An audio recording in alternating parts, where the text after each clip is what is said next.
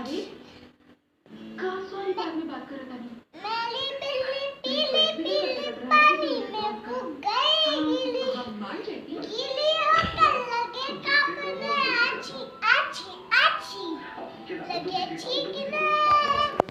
मैंने बोला कुत्ता सी बिना रुमाल के तो कभी न छी मैंने बोला कुत्ता सी